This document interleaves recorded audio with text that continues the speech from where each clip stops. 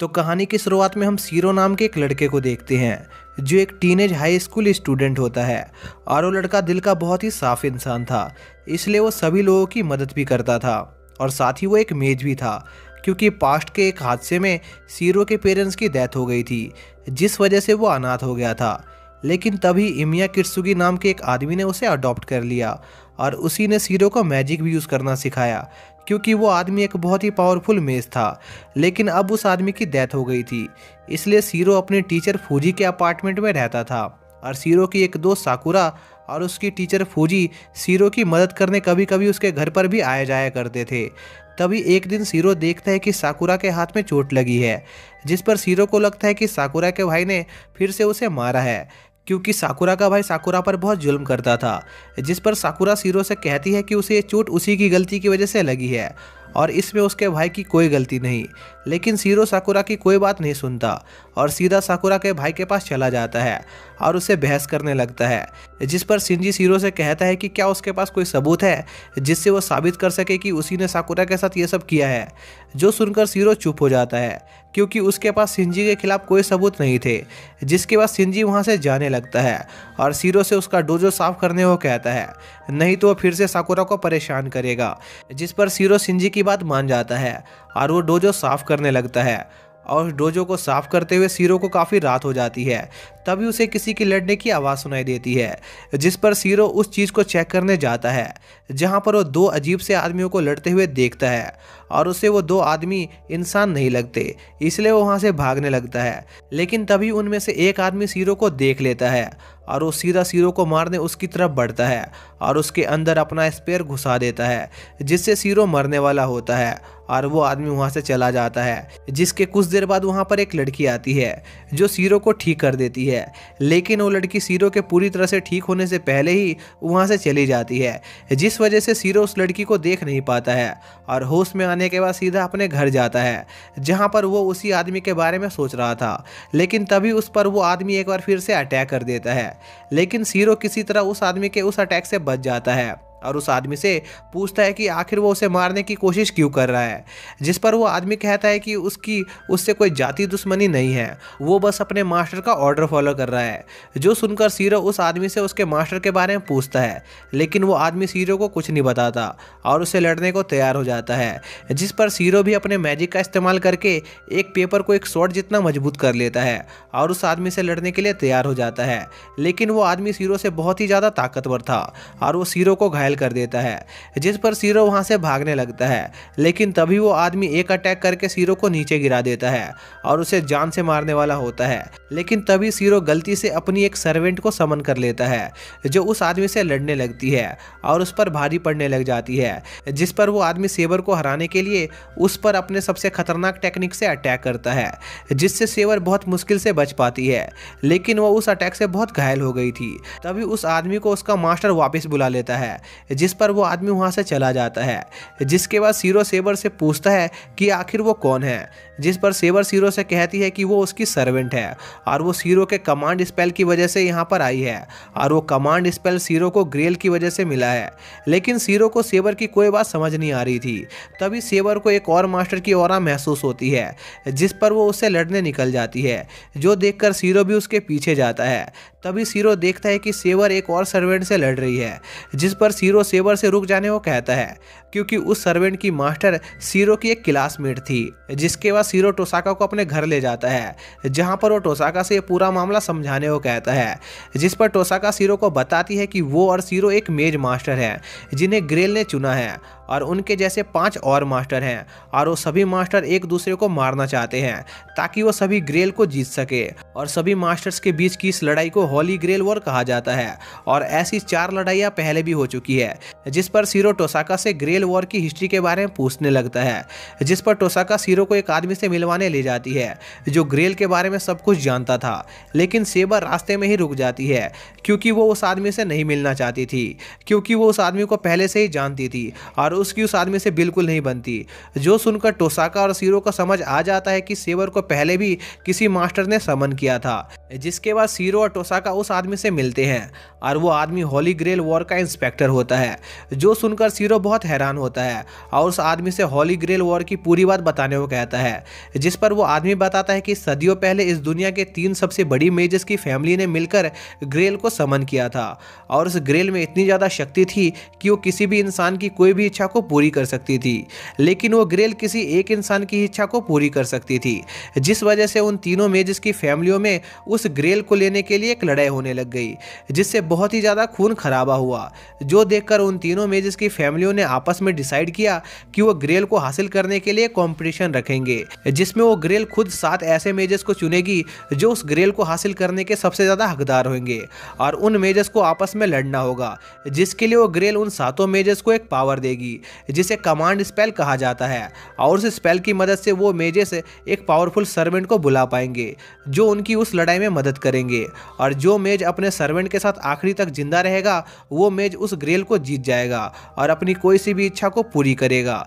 जिस पर सीरो उस आदमी से पूछता है कि क्या हो अगर वो ग्रेल किसी बुरे इंसान के हाथ लग जाए, जिस पर वो आदमी कहता है कि 10 साल पहले एक मेज उस ग्रेल को जीतने में कामयाब हो गया था, लेकिन उसने उसे बहुत ही ज़्यादा तबाही मचा दी थी। जो सुनकर सीरो को उसका पास्ट याद आ जाता है क्योंकि उसी तबाही में सीरो की पूरी फैमिली मारी गई थी। इसलिए सीरो फैसला करता है कि वो भी इस वॉर में पार्टिसिपेट करेगा जिससे वो ग्रेल किसी बुरे इंसान के हाथ में ना जाए।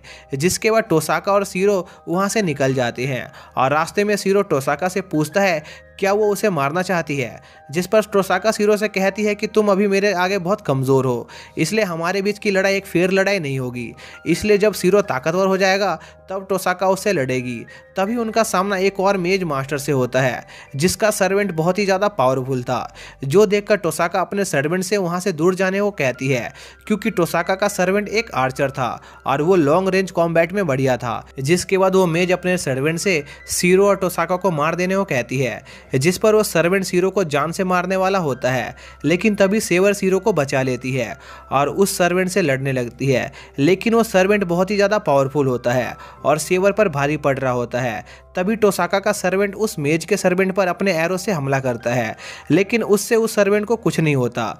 जिसके बाद वो सर्वेंट फिर से सेवर पर अटैक करने लगता है।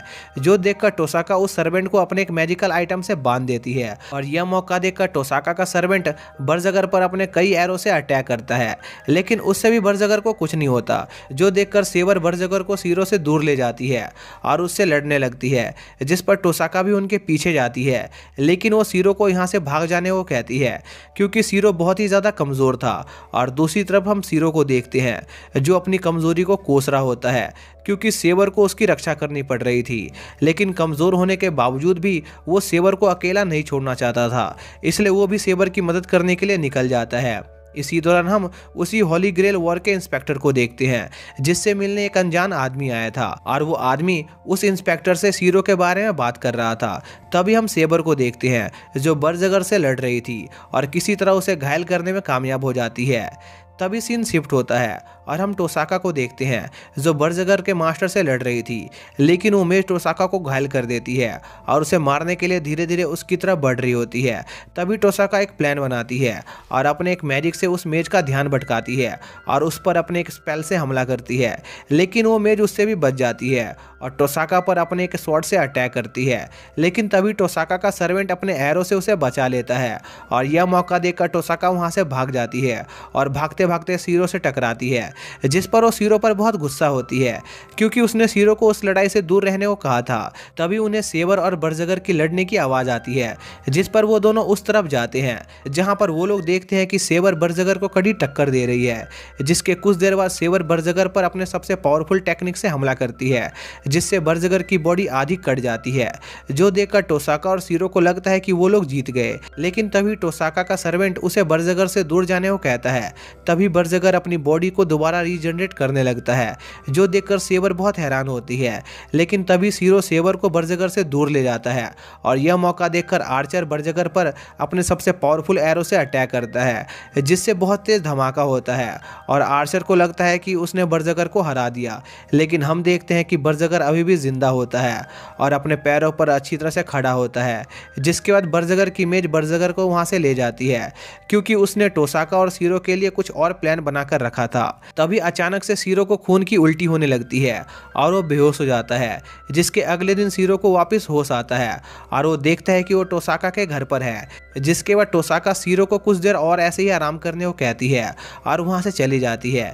इसके बाद सीरो सेबर से मिलने जाता है और वो देखता है कि टोसाका ने सेबर को कुछ कपड़े दिए हैं जो उस पर काफ़ी सूट कर रहे थे। इसी दौरान हम टोसाका को देखते हैं जो एक मर्डर की साइट पर कुछ छानबीन करने आई थी। जिसके बाद हम सीरो को देखते हैं जो सेबर को अपने हाथों से बनाया हुआ खाना खिलाता है जो उसे बहुत पसंद आता है। तभी सीरो को फूजी का कॉल आता है जो सीरो को उसके लिए लंच लेकर स्कूल में आने को कहती है क्योंकि उसे बहुत तेज भूख लगी थी। जिस पर सीरो सेबर के साथ अपने स्कूल जाता है, लेकिन तभी सेबर को सीरो के स्कूल से किसी मेज मास्टर की ऑरा महसूस होती है। जिस पर सीरो सेबर से पूछता है कि क्या वो मेज हमें नुकसान पहुंचा सकता है। जिस पर सेबर कहती है कि उस मेज की मैना उसे खतरनाक नहीं लग रही है, इसलिए वो सेफ है। जिसके बाद सीरो साकुरा से मिलता है और उसे वो लंच देता है, लेकिन साकुरा सीरो को सेबर के साथ देखकर थोड़ी जेलस हो जाती है और वहाँ से चली जाती है। तभी सीरो से मिलने साकुरा की एक दोस्त आती है जो सीरो से पूछती है कि आखिर उसकी दोस्त कहाँ गई जिसे वो अपने साथ लेकर आया था। जिस पर सीरो देखता है कि सेबर वहाँ पर नहीं है, इसलिए वो उसे ढूंढने निकल जाता है। तभी हम सेबर को देखते हैं जो उस मैना का पीछा करते हुए सीरो के एक टीचर के पास पहुंच जाती है जो सेबर को थोड़ा अजीब लगता है। तभी वहां पर सीरो आ जाता है और उस टीचर से कहता है कि ये लड़की उसके साथ है और वो उसे बस अपना स्कूल घुमा रहा है। जो सुनकर वो टीचर वहां से चला जाता है। जिसके बाद सीरो सेबर से पूछता है कि क्या वो टीचर भी एक मेज है, लेकिन सेबर मना कर देती है क्योंकि उसे उस टीचर में से कोई मैना महसूस नहीं हुई थी। जिसके बाद शाम हो जाती है और सीरो अपने दोस्तों के साथ अपने घर जा रहा होता है।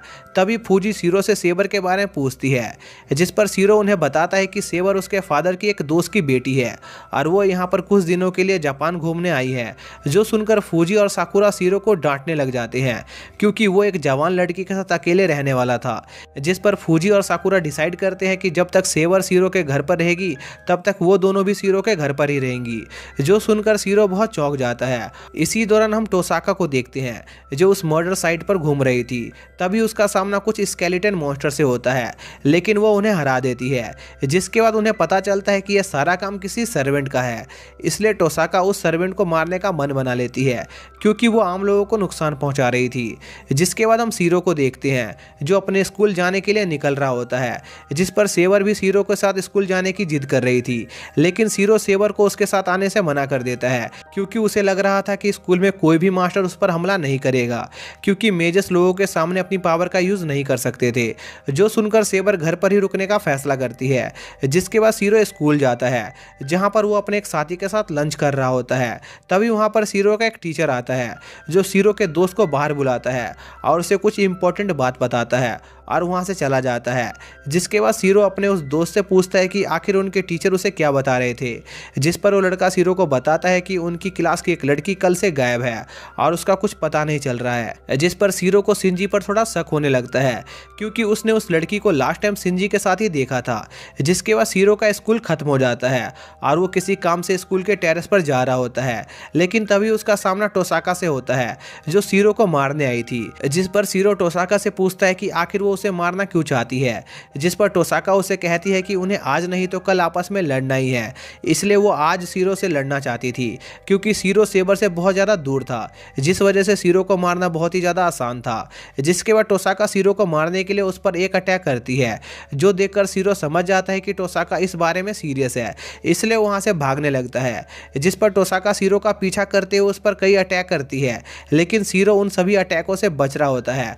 तभी वो एक क्लास में छुप जाता है जो देखकर टोसाका उस क्लास के चारों तरफ अपने मैजिक का एक बैरियर लगा देती है जिससे सीरो उस क्लास से बाहर नहीं भाग सकता था। जिसके बाद टोसाका उस पूरे क्लास में अपने मैजिक से अटैक करने लगती है। जिस पर सीरो अपने मैजिक से एक डेस्क को बहुत ही मजबूत कर देता है और उसे एक शील्ड की तरह इस्तेमाल करता है और टोसाका के उन सभी अटैकों से बच जाता है। जिस पर टोसाका उस क्लास में एक ब्लास्ट कर देती है जिस पर सीरो को उस क्लास से बाहर आना पड़ता है।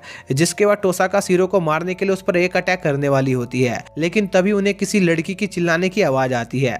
जिस पर वो दोनों उस लड़की को देखने जाते हैं जहां पर उन्हें पता चलता है कि उस लड़की पर किसी सर्वेंट ने हमला किया है और उसकी मैना को चुरा लिया है जिससे वो लड़की मरने वाली थी। जिस पर टोसाका उस लड़की को हील करने लगती है, लेकिन तभी उस पर एक अटैक होता है।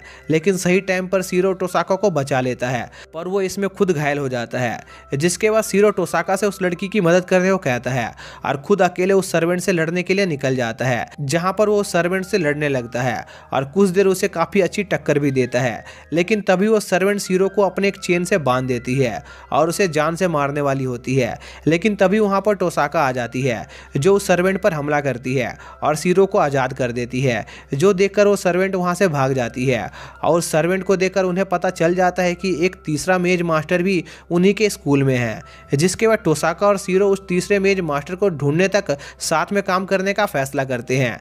जिसके अगले दिन सीरो को पता चलता है कि उसकी वो क्लासमेट सही सलामत वापस घर लौट आई है, जो सुनकर वो काफ़ी खुश था। लेकिन तभी सिंजी उस लड़की की इंसल्ट करने लगता है, जिससे सीरो को गुस्सा आ जाता है और वो सिंजी का कॉलर पकड़ लेता है, जिस पर सिंजी वहां से चला जाता है। जिसके बाद हम टोसाका और सीरो को देखते हैं, जो उस तीसरे मेज मास्टर को ढूंढ रहे थे। तभी सीरो अपनी पावर से उस तीसरे मास्टर के स्पेल को ढूंढ लेता है, जिसमें उसने अपनी मैना को जमा करके रखा था। जिस पर टोसाका और सीरो उस मास्टर के सभी स्पेलों को डिस्ट्रॉय करने लगते हैं, जिससे वो मेज मास्टर खुद सामने आ जाए। जिसके बाद टोसाका और सीरो अपने अपने घर के लिए निकल जाते हैं। तभी सीरो से मिलने सिंजी आता है, जो उसे बताता है कि वो जिस मेज मास्टर को ढूंढ रहा था वो वही है। जिस पर सीरो सिंजी से पूछता है कि क्या वो जानता है कि उसकी सर्वेंट स्कूल के स्टूडेंट पर हमला कर रही है। जिस पर सिंजी कहता है कि हाँ, वो इस बारे में जानता है, लेकिन वो इसका कुछ नहीं कर सकता क्योंकि उसकी सर्वेंट उसके काबू में नहीं है और वो खुद को ताकतवर बनाने के लिए लोगों के मैना को चुराती है। जिसके बाद सिंजी सीरो को उसके साथ एक टीम बनाकर काम करने को कहता है, क्योंकि और भी मेज मास्टर टीम बनाकर काम कर रहे थे। लेकिन सीरो सिंजी के ऑफर को रिजेक्ट कर देता है और वहाँ से चला जाता है। जिसके बाद रात में सीरो अपने कमरे में सो रहा था, तभी उस पर एक सर्वेंट हमला कर देती है और उसे अपने साथ ले जाती है। तभी सेवर को भी उस सर्वेंट की ऑरा महसूस होती है और वो सीरो को चेक करने जाती है, लेकिन वो देखती है कि सीरो वहां पर नहीं है और उसे एक सर्वेंट अपने साथ ले गई है। इसी दौरान हम सीरो को देखते हैं, जिसे कास्टर ने किडनैप किया था, क्योंकि वो सीरो के कमांड स्पेल को चुराकर अपने मास्टर को देना चाहती थी, जिससे कास्टर का मास्टर सेवर का इस्तेमाल कर पाए। जिसके बाद सीन शिफ्ट होता है और हम सेवर को देखते हैं, जो सीरो को ढूंढते हुए उस जगह पर पहुंच जाती है। लेकिन तभी सेवर का सामना असैसिन सर्वेंट से होता है, जो वहां पर सेवर से लड़ने आया था। इसी दौरान हम सीरो को देखते हैं, जहां पर कास्टर सीरो से उसके कमांड स्पेल को छीनने वाली होती है। लेकिन तभी वहां पर टोसाका का सर्वेंट आ जाता है, जो सीरो को कास्टर के वेब से आज़ाद कर देता है और वो वहां पर सीरो की मदद करने आया था। और इसी के साथ यह पार्ट यहीं पर खत्म हो जाता है। तो दोस्तों, अगर आप लोगों को इस सीरीज़ का सेकंड पार्ट देखना है तो उसका लिंक आप लोगों को डिस्क्रिप्शन में मिल जाएगा और वो वीडियो आपको डिस्प्ले पे भी शो हो रही होगी, आप वहाँ पर जाकर देख सकते हैं या फिर डिस्प्ले पर वीडियो पर क्लिक करके भी देख सकते हैं। तो मिलते हैं नेक्स्ट वीडियो में, तब तक के लिए बाय।